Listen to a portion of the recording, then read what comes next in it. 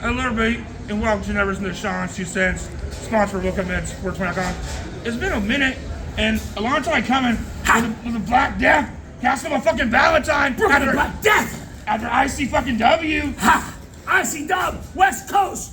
Fucking Sean's 2 Cents, let's fucking go! Yeah, it man. feels good to be in LA, yeah! The king of the no-ring death. I'm glad you don't have any more Heat Valley anymore. There used to be a little Heat with a little SF, a little no-ring. There was a little friction. You got a little angry. Well, because let's talk about, let's give your origin story. So Okay. New York has a shitty athletic commission, so you're like, you the beautiful brain of yours, what was your idea? So- to say fuck the athletic commission, which fuck the commission. So this is the backstory. Yeah. So I've been a pro wrestler for 10 years. I did a bunch of shows, but I'm still a local guy. I wrestled Jersey, Philly, East Coast, right? And then I booked an art show that was all pro wrestling themed. I did a portraits of a lot of famous dead wrestlers. So I do art shows, and then I was trying to think of something cool to do for the art show. And I was like, you know what, I'm gonna wrestle a guy in the venue space as part of like a performance art piece. And it blew up. It was the most successful thing I've ever done. I make art as MC Death Bear, so it was like really successful. And I was like, you know what? I'm gonna keep doing this. And a lot of vets back home had heat with it. A lot of people like, you put a black eye on pro wrestling. This is, backyard, blah, blah, blah. So I had to eat a lot of shit, but it took a while for it to get, I had to break a lot of bones, I had to do a lot of work, but I got over, and the no ring started becoming a thing. So now there's Time Bomb in North Dakota, there's No Peace in Florida, full no ring promotions and belts came off the back of what I started to do in New York. I'm not saying the first person to do like a no ring, class on me. I'm not the first person to do like something like that, of course, but as a no-ring death match with the music, I really got it going. There was fucking FMW Leather used to do something like that, similar in Memphis, but the boom came from me, and as marketed as no-ring death match, no ring, no rules. So it got over. I had Zack Sabre Jr. and Chuck Taylor they opened for me in Tremont, which is super cool. That's dope. I got covered by Deadspin, and then I had the Vice documentary on me, which really fucking boomed things. So fast forward, promotion in LA started, which is fine. Yeah.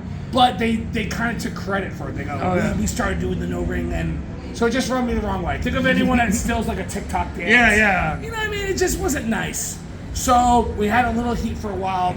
We squashed it. We're all cool now. Yeah, nice. So, but now fast forward to 2022. I just made a deal with Circle 6. Nice. So we're doing a promotion called Barroom Blitz. Oh, We're okay. going to be doing no rings in LA probably every 2 months. And you just had the first one. Tell us about the prototype, the pilot. Tell us about how that went. People were getting baptized. Yeah. And tell us about how the burgers were at Grill Mall. So yeah, what a cool show it was. So I live on the East Coast. Circle 6 has been like a new promotion that's been coming up, and we did a media room at Grill Mall, which is super cool. It's like a bar In Alhambra. metal place. So we did a media scrum. I did a whole. There's a band called Cancer Christ who I do a lot of shows with. Okay. And they're like a kind of Christian guar band. Oh, it's like very theatrical, lots of blood, lots of performance. But everyone in the band dresses as Snake Boys. Okay. They have snake masks. Okay. So I did a parody of CM Punk on his media scrum where I'm like, I'm old, I'm tired, all my coworkers are Snake Boys. So now I get it. I watched it live. I was like, okay. But the band, they have a bunch of Snake Boys. So it was very funny. And then I wrestled the next day at Knuckleheads. I wrestled Bestia 666. That's the homie Bestia. So underrated. Huge. And Damien, great dudes. Oh my God. I'm such a huge fan of Damien and just old school luchadors. Like, everyone thinks deathmatch, we don't. So I watch everything. I watch Smoky Mountain. I watch World of Sport. And you apply it, but you watch it, you apply it to your wrestling. Dude, we're constantly evolving. I watch everything, and everything old's new again. I'm like, oh, okay, this is a good thing. Constantly recycling ideas or just seeing what the people did before us that worked, So I love Damien. It was really cool. And then I wrestled Bestia. So Bestia, him and Mecha Wolf were tag champs in the way. So it's kind of a cool match for me. Plus, I'm on the East Coast, so I don't get access to those guys. So it's kind of cool. So it was fun. Instead of just doing some deathmatch guy, no disrespect, but I do a lot of deathmatch guys. It was cool to get a different matchup, So me and Bestia had a really good match. Rob Shit did the opening match. It was super successful. I think the Barroom Blitz is going to be really good out here. So hopefully, if it all goes to plan, I'll be in Cali a lot more often. So Appreciate it. We're already talking about the hot tub. You know, you want to see him in the hot tub. I would love to take You a want, dip. yeah. So, well, let's talk about the no ring match. What's a good one and a bad one? Good no ring and what's bad no ring death match. As in like what? Like what's a shit no ring death match and what's a good one? What makes good? Anybody can do them. Well, I'll tell you this. One of what makes a good no ring and a bad no ring is it's all fan interaction. You have to get the crowd involved. It's working the crowd because it's so intimate. They're right next to you. So a big chop or a big club, because we don't have to do a smash fly off the bar. You know what I mean? It's more intimate. It's more working the crowd. So what's funny is if someone like Jim Cornette saw me, initially they would hate me. Like, this guy's fighting guys at bars. What is this? But actually, what I'm doing is more Memphis than anybody.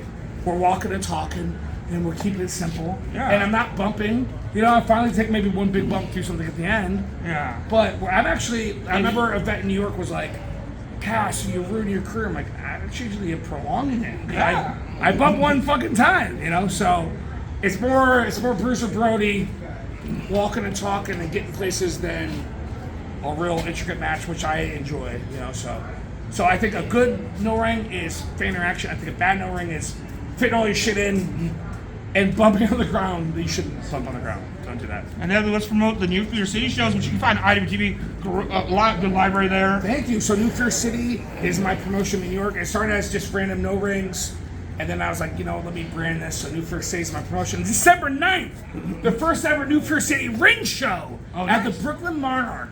I got this big club to invest in me. I was like, let's just fucking do it. So December 9th is my first ring show.